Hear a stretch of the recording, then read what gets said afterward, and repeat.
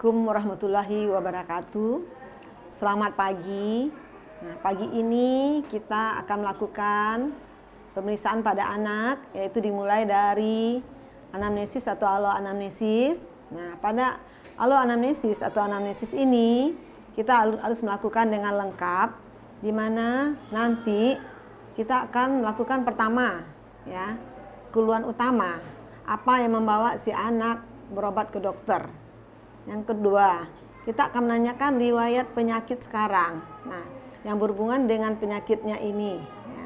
Kita akan tanya juga riwayat penyakit dahulu. Apa saja penyakit yang pernah diderita si anak. Dan mungkin juga ada kaitannya dengan penyakit yang sekarang.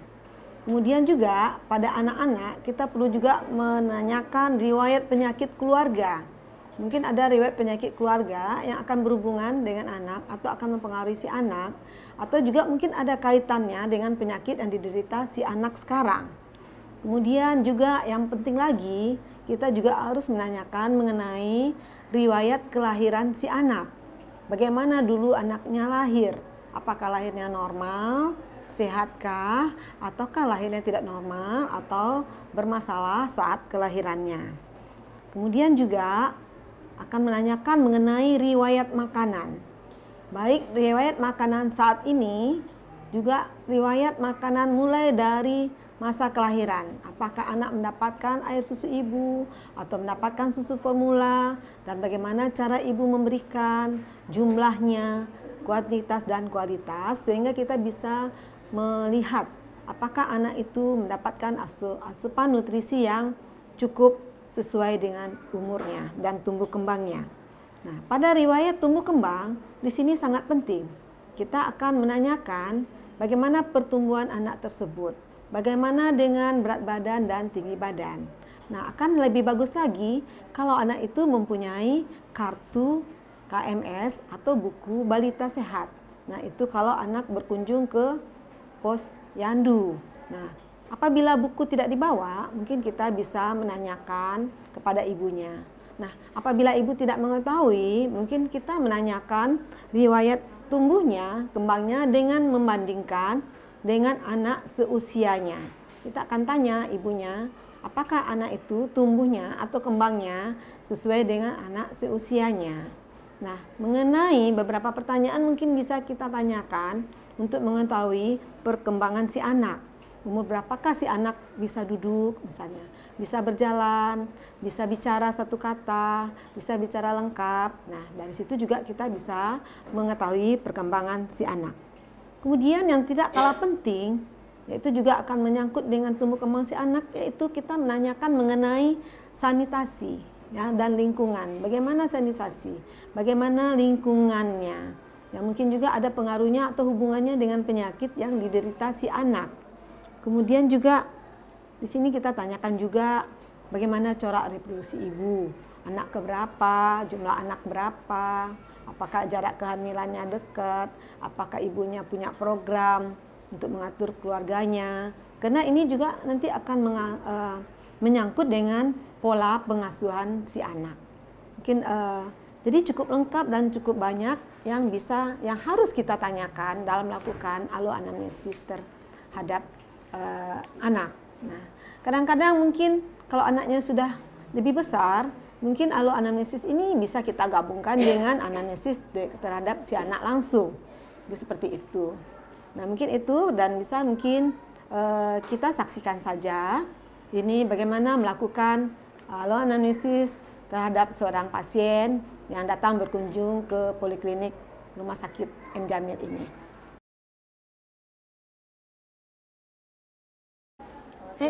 Siang, mari masuk Ibu. Kenalkan, saya Dr. Maiti, dokter spesialis anak di rumah sakit ini. Iya. Dengan Ibu siapa? Bu Riris, dok. Bu Riris. Ini siapa nih bayinya namanya? Kali. Nah, dia umur berapa, Bu? 7 bulan, dok. Mari Bu, silakan duduk. Terima kasih. Nah, ada masalah apa Ibu dengan kali? Apa keluhannya? Nangis ya? Mencret. Mencret? Iya. Sejak kapan mencretnya Ibu? Sejak kemarin, dok. Sejak 2 hari yang lalu.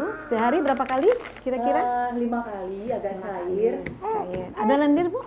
Enggak. Ada darah juga? Tidak dok. Nah, ya, cairnya 5 kali sehari. Nah, apakah dia mau minum? Masih mau minum nampaknya. Dia dapat apa Bu minumnya? ASI. ASI saja? ASI, iya. Minum mau? Ibu kasih apa lagi selain ASI? Belum, Atau masih ASI belum saja ASI sampai saja. 6 bulan. Ini baru masih air putih saja. Umurnya 7 bulan ya? Ya, Kasih air putih juga Ibu? iya. Baru aja mulai dok. Biasanya dia cuma ASI eksklusif saja. Apakah Alifnya demam juga Bu? Baru mulai tadi sore. Demamnya? Kemarin sore maksudnya? Iya. Demam. Nah, tinggi demamnya Bu? Tidak terlalu dok. Terus-terusan atau hilang timbul? Naik turun. Kalau dikasih paracetamol dia tuh. Oh, Ibu udah kasih paracetamol juga. Berapa Ibu kasih? Yang diteteskan dok. Oh, Iya. itu beli sendiri atau dapat dari dokter? Beli sendiri. Belum ke dokter ya Ibu ya? Belum bisa ke dokter. Nah, ada batuk. Alifnya batuk Bu? Enggak dok. Enggak. Pilek? Pilek enggak juga? Enggak dok. Enggak, jadi hanya diare sama demam saja. Iya. Yeah. Sebelum diare ini Ibu ada ngasih sesuatu nggak? Makanan yang lain? Enggak dok. Nggak ada ya? Enggak. Nah, sebelumnya pernah diare juga Bu anak Ibu? Enggak dok. Enggak. Belum baru kali ini. Iya. Baru sekali ini ya? Iya. Ada nggak? Abangnya ini anak Ibu nomor berapa? Ini anak nomor 2 dok. Benar. Ada nggak yang diare di rumah? Iya. Abangnya, mamanya, papanya? Seminggu yang lalu Ah. abangnya mengsret, tapi udah sembuh ya. Sembuhnya.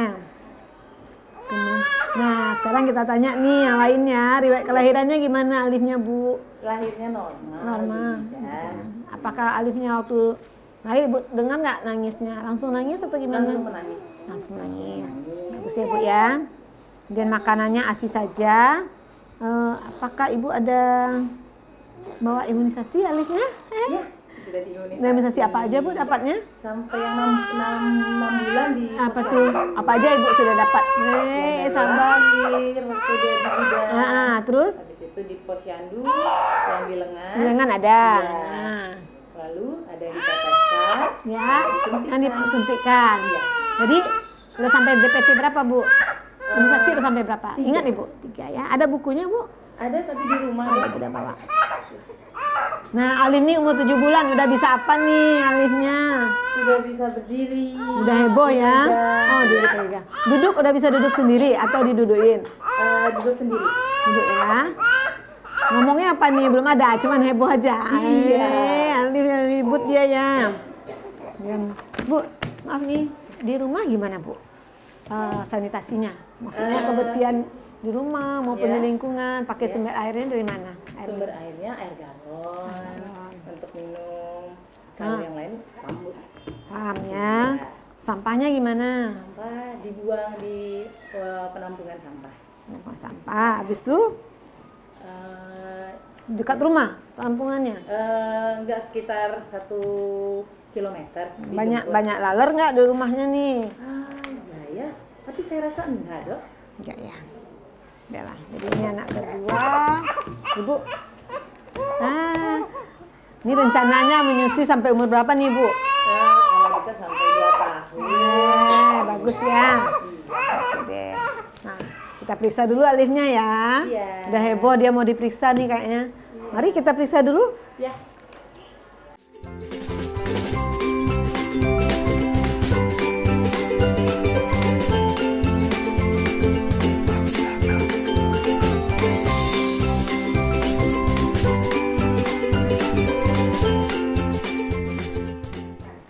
Sekarang kita akan melakukan pemeriksaan fisik pada pasien kita, Alif, anak laki-laki umur 7 bulan. Nah, pemeriksaan fisik ini yang perlu diperhatikan pada bayi sama dengan pada anak. Namun di sini juga pada umur 7 bulan, bayi sudah mulai mengenali orang asing dan takut. Sehingga mungkin kita akan melakukan pemeriksaan fisik saat bayi di dalam pangkuan mamanya supaya bayi lebih tenang dan tidak menangis. Sebelum melakukan pemeriksaan fisik, kita harus melakukan cuci tangan terlebih dahulu. Sebelum melakukan pemeriksaan pada pasien maupun sesudah memeriksa pasien, kita harus melakukan cuci tangan. Sekarang kita cuci tangan.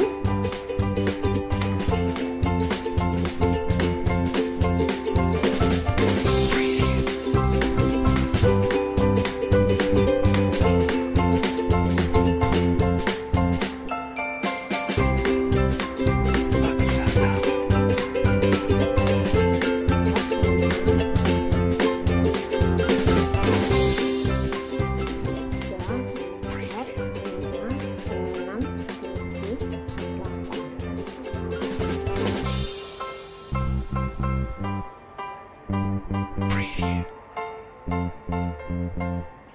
2, 3, 4, 5, 6, 7, 8. 1, 2,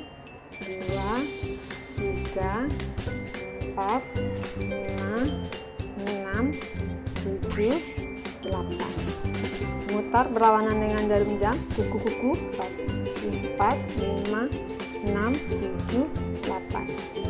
2, 3, 4, 5, 6, 7, 8. Kemudian melakukan penyiraman, bersihkan dengan air.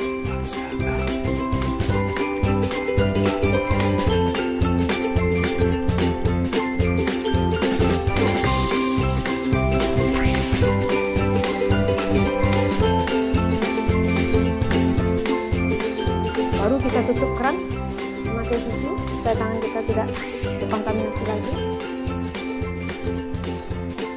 Sudah selesai, kita siap memeriksa pasien. Sekarang kita mulai melakukan pemeriksaan fisik, yaitu dengan melihat keadaan umum. Nah, anak tidak tampak sakit ya. Anaknya lincah, tidak tampak sakit, malah senyum kalau melihat orang asing. Ini anaknya tidak penakut, tidak ada sianosis, dan tidak ada juga iterik. Halo, Alif. Nah, anaknya tenang, kita lakukan pemeriksaan. Anaknya sadar. Nah, kita bisa memulai pemeriksaan yang anaknya nyaman dulu. Ya, tadi kita bisa memeriksa nafasnya. Ya, kita lakukan pemeriksaan nafas selama 1 menit. Ya, kita lihat. Ya, mungkin Mama kita bajunya boleh kita buka sebentar, Mama. Nah, yuk. Alifnya buka baju.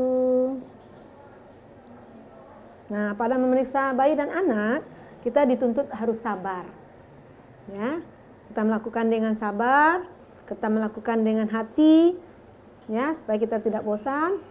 Nah, kita lihat hitung nafasnya bisa. Mumpung Alifnya masih tenang, kita bisa hitung nafas Alif sebentar ya. Hitung selama 1 menit. Ya. Kemudian juga kita melakukan pemeriksaan nadi selama 1 menit. Hehe. Ya. Kemudian kita mulai melakukan pemeriksaan kepala. Nah, pada bayi jangan lupa kita periksa kepala bayi kita. Ya. Kita raba apakah ubun-ubun besarnya masih membuka ubun-ubun? Apakah ubun-ubunnya cekung? Sedikit cekung, tidak ubun-ubun Alif sedikit cekung, ya. Suturanya sudah tertutup. Nah, kita juga harus mengukur lingkar kepala, tapi itu nanti kita lakukan belakangan. Nah, mana lagi? Mungkin kita bisa melakukan, ya, apa yang bisa kita lakukan? Halo, penyuntikan anemis, sklera tidak iterik, ya, oke. Nah, sekarang kita masuk pemeriksaan auskultasi terlebih dahulu. Nanti kalau kita palpasi, perkusi, anaknya jadi nangis. Mumpung Alifnya tidak nangis, mungkin kita prioritaskan mendengar bunyi jantung dulu.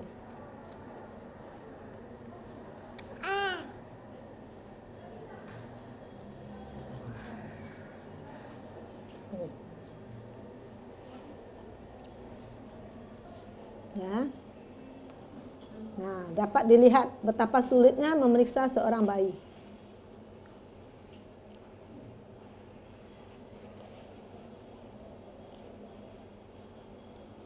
Kita dengar sekalian auskultasi suara nafasnya.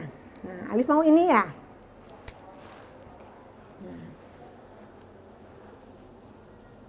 Pada bayi, kadang-kadang kita susah untuk melakukan pemeriksaan batas jantung atau perkusi.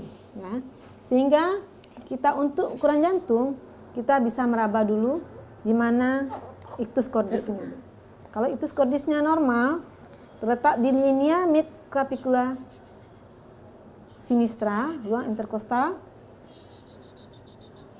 4, 5. Nah, kita bisa meraba. Oke. Nah, jadi kita sulitan melakukan auskultasi, melakukan perkusi dan palpasi. Nah, itu kita lakukan kalau ada indikasi. Dari auskultasi tadi, terdengar suara nafasnya sekuler, normal, tidak ada rongki, ya, tidak ada rongki, tidak ada wheezing. Nah, jadi karena suara nafasnya normal, mungkin kita tidak perlu melakukan perkusi ataupun palpasi pada pasien kita. Nah, selanjutnya kita bisa memeriksa auskultasi bising usus. Nah, ini penting, pasien kita diare, mumpung pasiennya tidak menangis, maka kita melakukan pemeriksaan auskultasi dulu, mendengar bising usus. Nah, pada keadaan normal, kita mendengar bising usus terdengar setiap 30 detik. Tapi pada Alif, kita mendengar lebih sering dan terdengar lebih banyak bising ususnya. Nah, ini mungkin karena Alif sedang menderita diare, meningkat peristaltiknya. Nah, kemudian kita akan lanjutkan pemeriksaan lainnya. Nah, mungkin kita perlu membawa Alif lagi ke tempat tidur. Kita melakukan pemeriksaan abdomen pada Alif, pada inspeksi, tidak scopoid dan tidak membuncit, tidak ada pelebaran vena terlihat, kulit juga bagus, tidak ada kelainan pada kulit, umbilikal juga normal. Nah, sekarang kita melakukan palpasi. Palpasi yaitu sama meraba hepar sama dengan anak. Nah, hepar Alif teraba seperempat, teraba seperempat, pinggirnya tajam, kenyal, dan tidak nyeri, permukaannya rata. Kemudian untuk pemeriksaan, jadi hepar Alif teraba seperempat. Jadi kita menyebutnya seperempat, yaitu pinggir tajam, kenyal, permukaan rata, dan tidak nyeri. Nah, ayo kita lanjut lagi dengan pemeriksaan abdomen juga, yaitu dengan memeriksa lien. Alif, sini. Nah, Alif kebetulan kita dapat. Nah, Alif, coba. Nah, supaya lebih mudah, Alif pegang mainannya.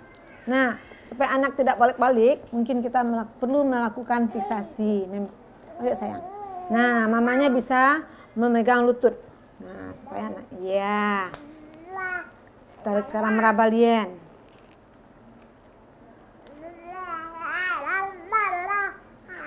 Lien tidak teraba.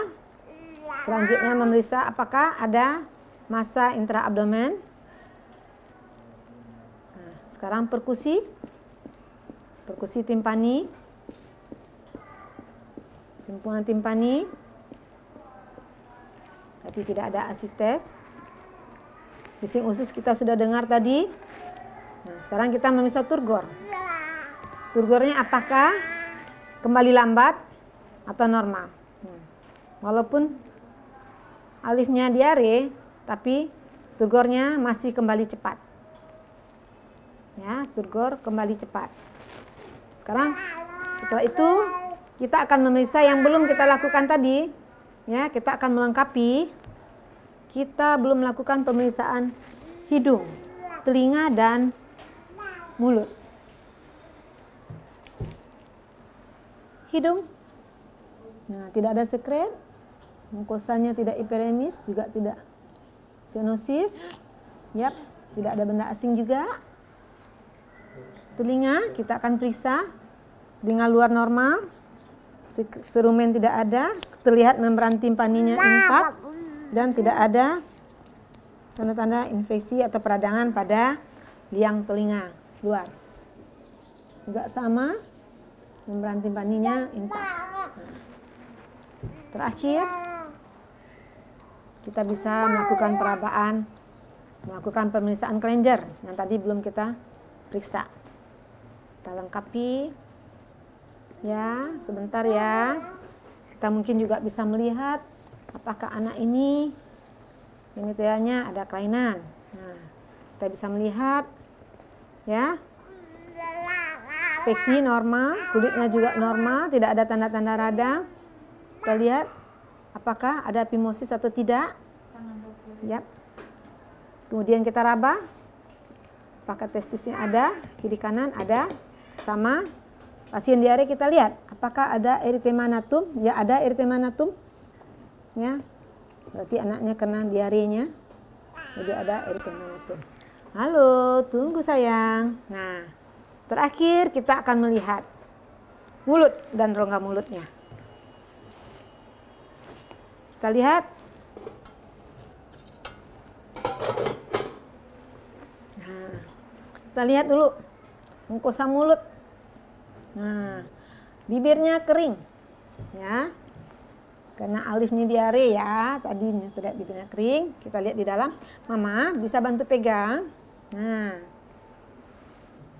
sulitan kita sini. Mama datang dari atas kepala. Mama tolong pegang kepala ya. Nah, pada anak kadang-kadang kalau anaknya nangis mungkin kita bisa melihat daerah dalam mulut, rongga mulut. Tapi pada anak tertentu yang begini kita kadang-kadang harus memakai teknik seperti ini. Oh sayang.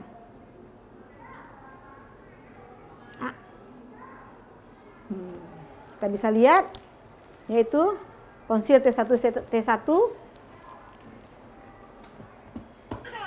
tidak epiremis, tidak ada detritus, dan kriptanya normal. Faring juga tidak epiremis. Nah, mungkin.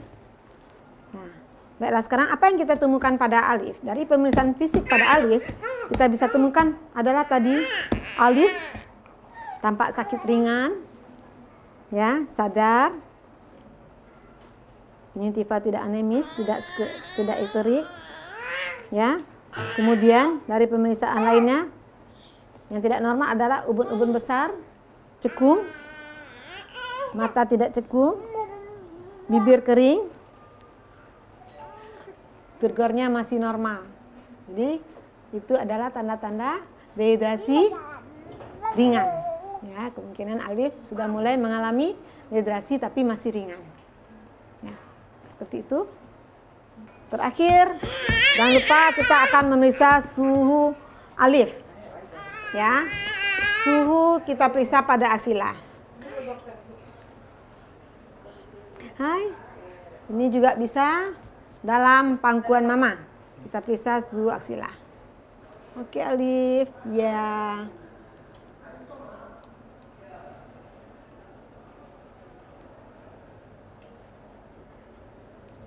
Halo.